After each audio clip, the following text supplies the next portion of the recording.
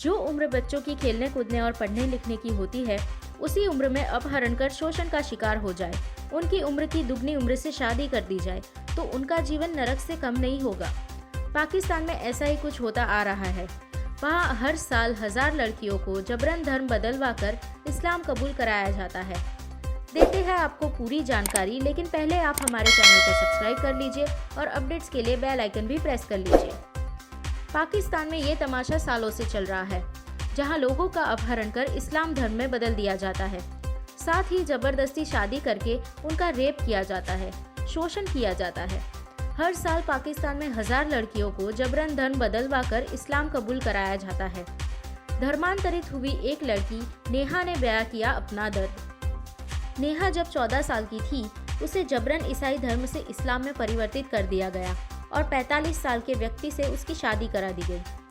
वह अपनी कहानी बताती है ताकि नेहा के पति जब जेल में है, शादी के बंधन में जबरन बांधने के लिए और बलात्कार के आरोपों का सामना कर रहे हैं। नेहा धार्मिक अल्पसंख्यकों की लगभग 1000 लड़कियों में से एक है, जिन्हें हर साल पाकिस्तान में इस्लाम में परिवर्तित होने के लिए मजबूर किया जाता है। मुख्यतः नाबालिग और गैर सहमति के विवाह कराए जाते हैं।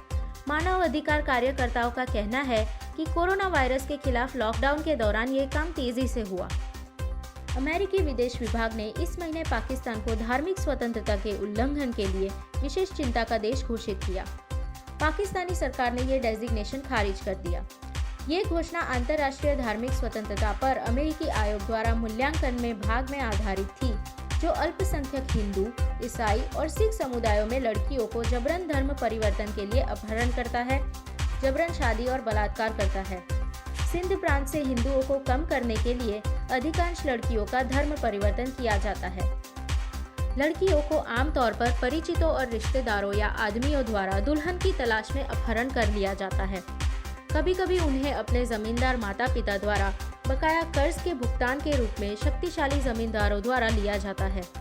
पाकिस्तान के स्वतंत्र मानवाधिकार आयोग के अनुसार एक बार धर्मांतरित होने के बाद लड़कियों की शादी जल्द से जल्द कर दी जाती है, वो भी अक्सर उम्रदराज आदमियों या उनके अपहरणकर्ताओं के साथ। बाल संरक्षण कार्यकर्ताओं का कहना है कि जबरन धर्मांतरण एक मनी मेकिंग वेब पर पनपता जा रहा है, जिसमें शादियों को रोकने वाले मजिस्ट्रेट शामिल होते हैं।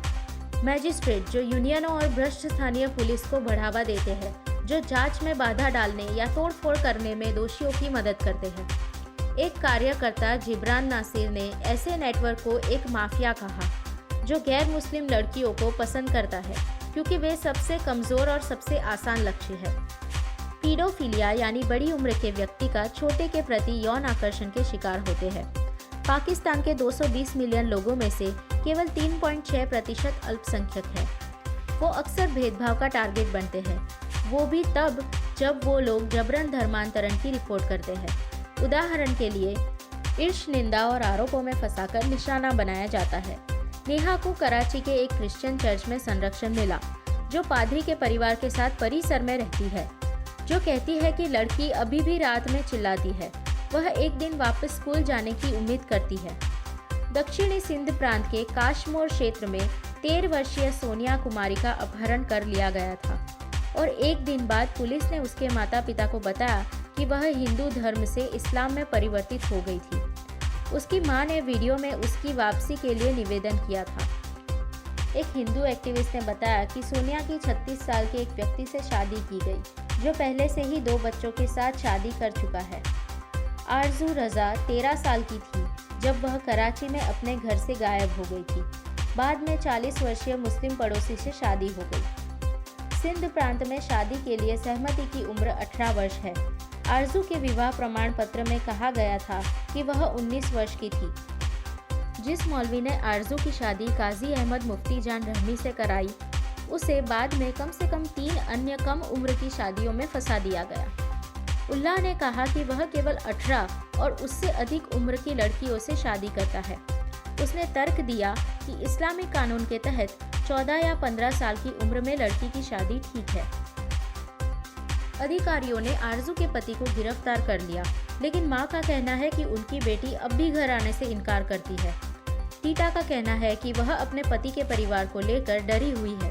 वहीं नेहा के परिवार ने अपनाने से इनकार कर दिया और ऐसे ही हजारों लड़कियां अपनी परिस्थितियों से जूझ रही हैं। और पाकिस्तान के मौलवी एस्टेट वारंट जारी होने के बाद भी कराची के अपने दफ्तर से बैठकर अब भी नाबालिग लड़कियों की शादियां करा रहे हैं। अगर आपको हमारा ये वीडियो पसंद आया हो तो लाइक करें और अगर आप कोई सुझाव देना चाहते हैं तो हमें कमेंट बॉक्स में लिख सकते हैं।